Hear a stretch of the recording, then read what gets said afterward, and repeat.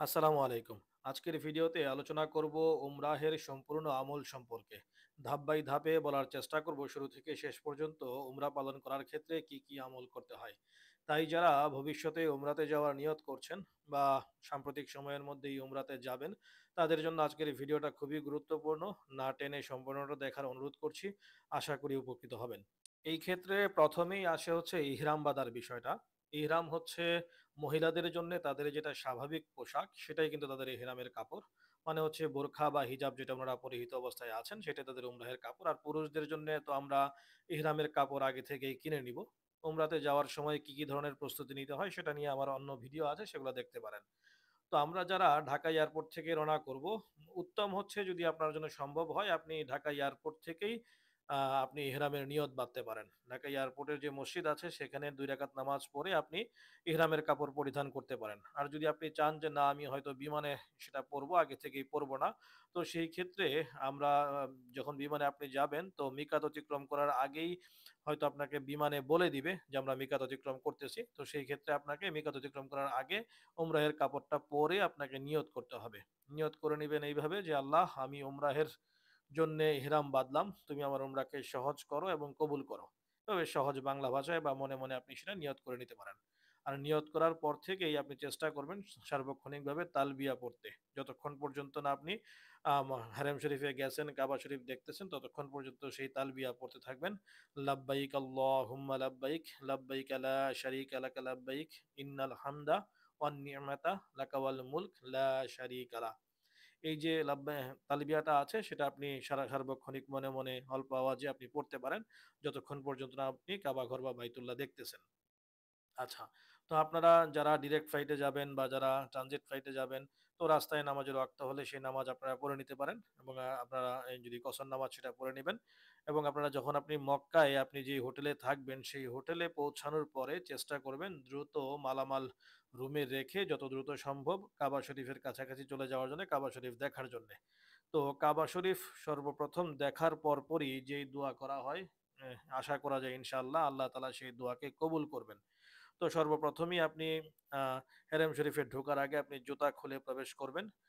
পুরুষরা তাওয়াফ শুরু করার আগে ডান হাত বের করে নিবেন। আপনার যে ইহরামের কাপড় আছে সেই ইহরামের কাপড় থেকে ডান হাতকে কিন্তু বের করে নিবেন। তো আবারও বলছি যে কাবা শরীফ দেখা অবস্থায় সর্বপ্রথম দেখেই যে দোয়া করা হয়, তো আশা করা যায় যে আল্লাহ তাআলা সেটা কবুল করেন। তো যার কারণে আপনারা আগের থেকেই নিয়ত করে নিবেন যে আসলে আপনি কি দোয়া করবেন বা আগের থেকেই মনে, মনে সেই প্রস্তুতি নিয়ে রাখবেন যে এই জিনিসটা আপনার সবচাইতে বেশি দরকার। জাহান্নাম থেকে মুক্তি, জান্নাত পেয়ে যাওয়া, আল্লাহ তাআলার সন্তুষ্টি বা এরকম আপনার যদি কোনো বড় কোনো বিপদ-আপদ থাকে যেটা আপনার জন্য সবচাইতে বেশি প্রয়োজনীয় মনে করতেছেন, সেই দোয়া আল্লাহ তাআলার কাছে করবেন। কারণ কাবা শরীফ ১ম এ দেখার পরেই মনের মধ্যে যে এক অনুভূতি আসে বা দিলের মধ্যে যে এক প্রশান্তি আসে সেটা কিন্তু আসলে পরবর্তীতে দেখার সময় আসে না। কারণ এত বড় একটা আশা নিয়ে সবার সারা জীবনের একটা স্বপ্ন থাকে যে কাবা শরীফ দেখা, আল্লাহ তাআলার ঘরকে দেখা। তাই ওই মুহূর্তে আসলে অনেকেই কিন্তু অনেক বেশি ইমোশনাল হয়ে পড়েন। তো যার কারণে যে দোয়াটা করবেন সেটা আগে থেকেই প্রস্তুতি নিয়ে যাবেন। আচ্ছা, তো যেটা বলতেছিলাম যে পুরুষরা তাওয়াফ শুরু করার আগে ডান হাতকে বের করে নিবেন এবং আপনারা যে আপনারা তাওয়াফ শুরু করবেন যে জায়গাটা থেকে সেটা হচ্ছে আসলে হজরে আসওয়াদের যে কোনা বরাবর দেখবেন যে একটা সবুজ বাতি রাখা আছে। হজরে আসওয়াদের কোনা বরাবর আপনি কাবা শরীফের উল্টা পাশের যেই হেরেম শরীফের মসজিদের যে দেয়াল সেখানে দেখবেন যে সবুজ বাতি আছে। সেই সবুজ বাতির থেকে বা সবুজ বাতি বরাবর থেকে আপনি কিন্তু আপনার তাওয়াফ করা শুরু করবেন। তার মানে হচ্ছে আপনার আ কাবা শরীফ থাকবে আপনার হাতের বাম দিকে আর ডান দিকে থাকবে হচ্ছে সবুজ বাতি। তো আপনি যখন শুরু করবেন আপনি এই নিয়ত করে নিবেন যে বিসমিল্লাহি আল্লাহু আকবার ওয়ালিল্লাহিল হামদ। হ্যাঁ? এবং ২ হাতে হজরে আসওয়াদ বরাবর ইশারা করে চুমু খেয়ে আপনি কিন্তু আপনার যে তাওয়াফ করা সেটা শুরু করে দিবেন। এবং তাওয়াফের যে ১ম ৩ চক্কর, সেই ১ম ৩ চক্করে রমল করবেন। তো রমল বিষয়টা সম্পর্কে অনেকেই যারা না জেনে থাকেন তাদের উদ্দেশ্যে বলব।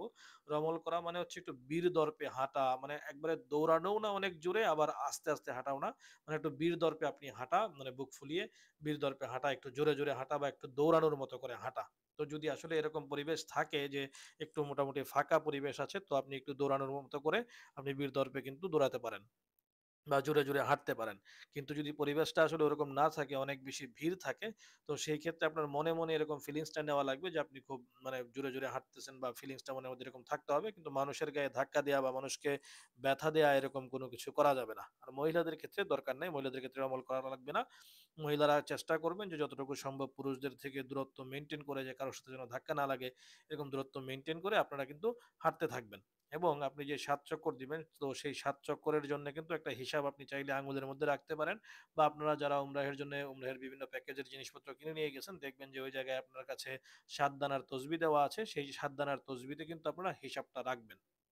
আচ্ছা, এখানে একটা বিষয় একটু বলি যে আপনি যেই জায়গা থেকে তওয়াফ করা শুরু করছেন, তার মানে হচ্ছে যে হজরে আসওয়াদ আর যে সবুজ বাতি যেখান থেকে শুরু করছেন, তার আগের যে পয়েন্ট মানে হচ্ছে রুকনে ইয়ামিন যাকে বলা হয়, সেই রুকনে ইয়ামিন যখন আপনি অতিক্রম করবেন, তখন চেষ্টা করবেন এই দোয়াটা পড়ার। বিসমিল্লাহির রহমানির রহিম।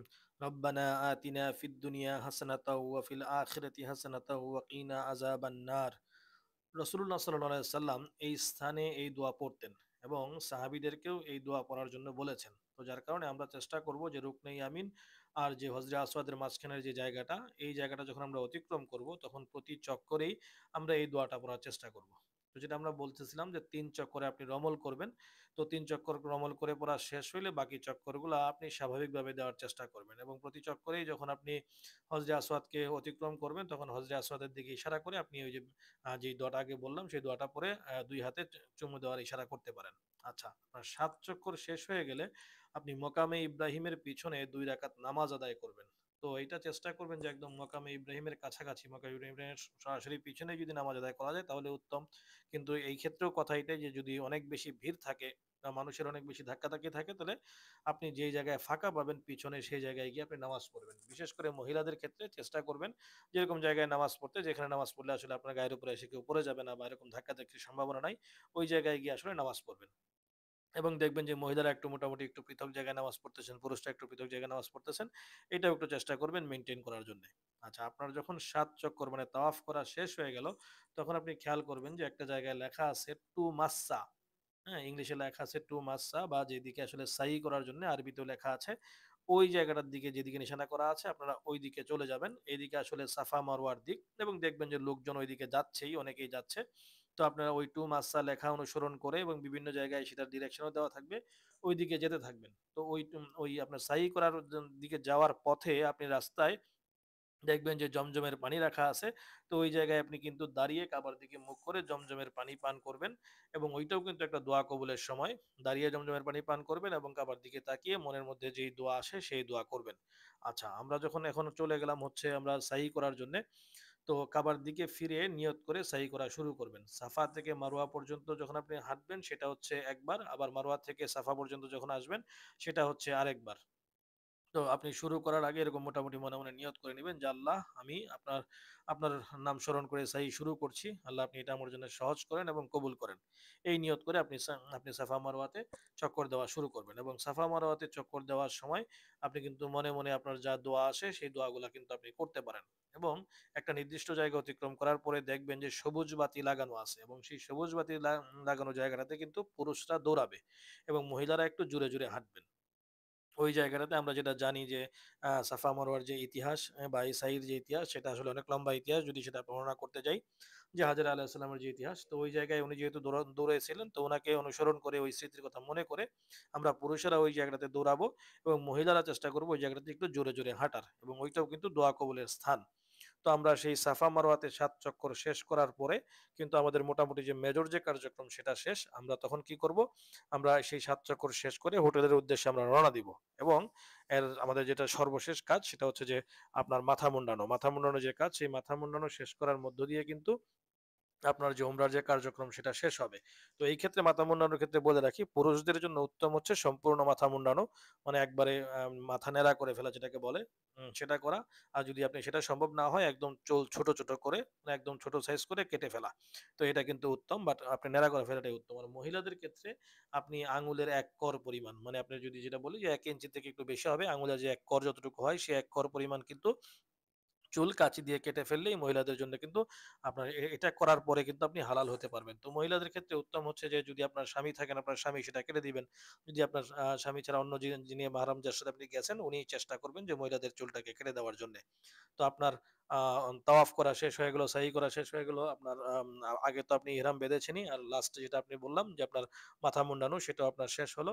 এটা শেষ করার পরে আপনি গোসল করে আসলে আপনি হালাল হয়ে গেলেন। এবং তারপর থেকে আপনি স্বাভাবিক কাপড়-চোপড় পরতে পারবেন বা আপনার যে স্বাভাবিক কাজকর্ম সেটা কিন্তু করতে পারবেন। তো আমরা যারা উমরা করার উদ্দেশ্যে যাচ্ছি, মক্কা মদিনাতে যাচ্ছি, তারা চেষ্টা করব এই আমলগুলা সম্পূর্ণরূপে আল্লাহ তাআলার উদ্দেশ্যে, আল্লাহ তাআলাকে রাজি খুশি করার উদ্দেশ্যে এই আমলগুলা সুন্দরভাবে করার জন্যে। তো আমার এই চ্যানেলে উমরাহের বিভিন্ন খরচ বা উমরাহের কখন কি আমল বা তাওয়াফ আলাদাভাবে কিভাবে করতে হয়, হজ কিভাবে করতে হয় এই সংক্রান্ত বেশ কিছু ভিডিও আছে। চাইলে ওগুলো আপনারা দেখে আসতে পারেন।